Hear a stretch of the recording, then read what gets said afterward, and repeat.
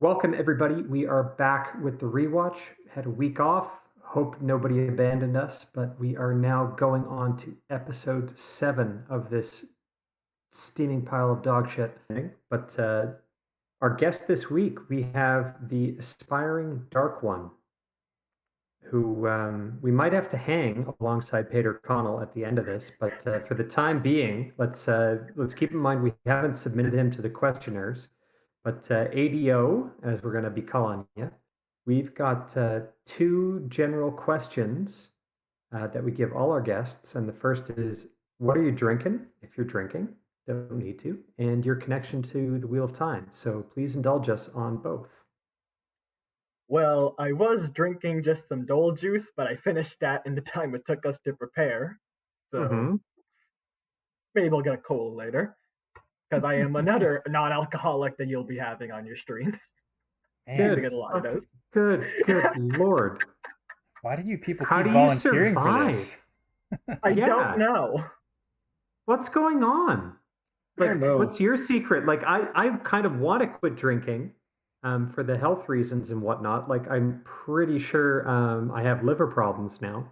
But how can you keep going with this?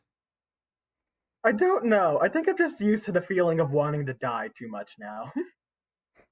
Well, now you have to indulge us on that. Fair. This is taking a As if you don't sharp know the turn. feeling when you're watching this. As if you don't know.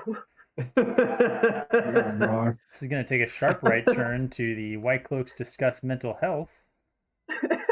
I don't know if we have that channel set up in the Discord yet, but maybe we should get Commander Matt on it.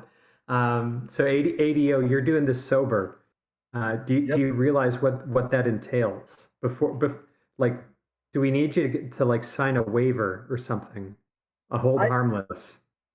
I watched this sober done, so I am well aware of what I'm getting into. Oh man. You All only right. experience Well, me every week. it's your funeral. That's all I'm saying. I'll show up, but I am not paying for it. All right. Second question, connection to Wheel of Time. Please indulge us. Like we've had the gamut of Wheel of Time readers, presuming you've read it all, because otherwise, yeah, you're in for a lot of spoilers. But let us know your connection to the series and what it means to you.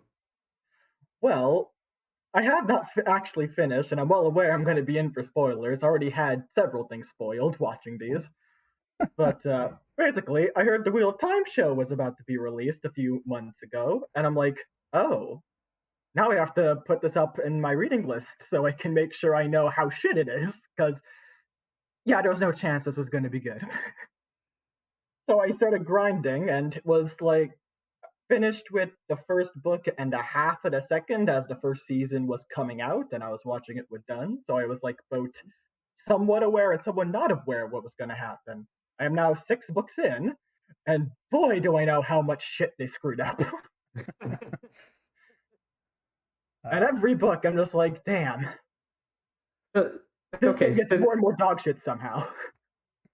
so this is great because kind of what we wanted to get as far as our guests. So Pips and Alex and I have all read it. We've all kind of read it. Well, Pips and I multiple times. Alex, how many times have you read it? I am actually about halfway through Lord of Chaos in my first reread. Oh, nice. Also known There's as the something best special about the reread. first read. Yeah, there's something special about that one.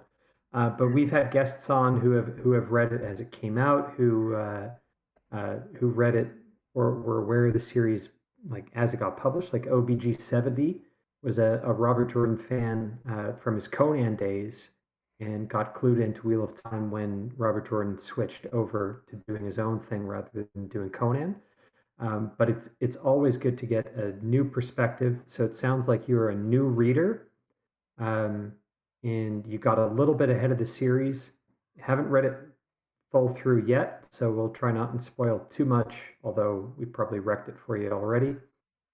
But it's that diversity of viewpoint, diversity of readership that we're all trying to get. So appreciate you confessing that you haven't gotten past the Peter Connell parts. too much.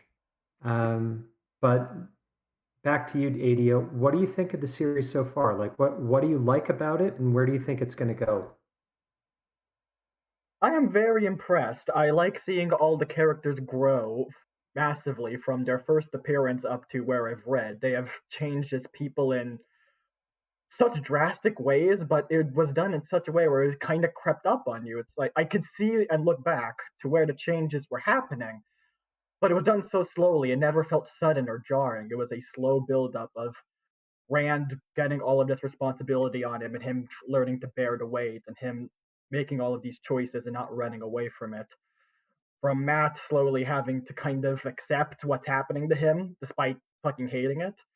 The Perrin also having to struggle between the two choices of what he wants to do. Egwene being a cunt all the fucking time. She's the one constant, but it's funny because I was over on Shadiversity's Discord today talking with somebody briefly about the series, and he was like, yeah, I didn't really like the first book that much, but like, I was like, well, it's the style is not for everybody, whatever. If you didn't like it, I'm not gonna try and fight somebody on it and hold them down and make them read it. But they asked, do the characters get better over the course of the series?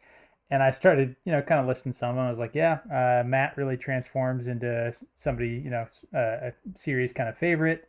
Nynaeve, especially in the latter half of the books, a lot of people really like her. She develops a lot. Rand always has the internal struggle, but like he does grow a lot. And then I was like, yeah, Egwene is the only one. She's a bitch the whole time. This is so interesting because next week's guest is going to be Jonathan R. And Egwene is his favorite character. Oh. And that was actually one of his main things that he didn't like about the show was that he hated their portrayal of Egwene. So I'm fascinated to get that perspective. Well, I said this during my watching done. I prefer cunt Egwene from the books than the Egwene they had in here. I agree completely with that. All right. Just to bring it back to the book series, ADO, who is your favorite character? Because it's obviously not Egwene. Currently, I would say Rand, actually, because he's been through the biggest growth currently. Especially with Lewis Darren, which I look back, I was like, holy shit, this started basically a book ago, and I feel like this has always been happening. Okay, and so here's another quick question, and it'll lead us into the opening of this nonsense of this episode. I don't know if you're aware, but they kind of did a spoiler inadvertently where they gave the credit to this actress in the Placenta Snow as Tigraine Mantir rather than Shail, who she's kind of known as to the Aiel. So you're aware that what we're about to see is Rand's mother giving birth to him. Yes. Okay, good, because you made it that far in the books. Excellent. Anyways, ADO, glad to have you on.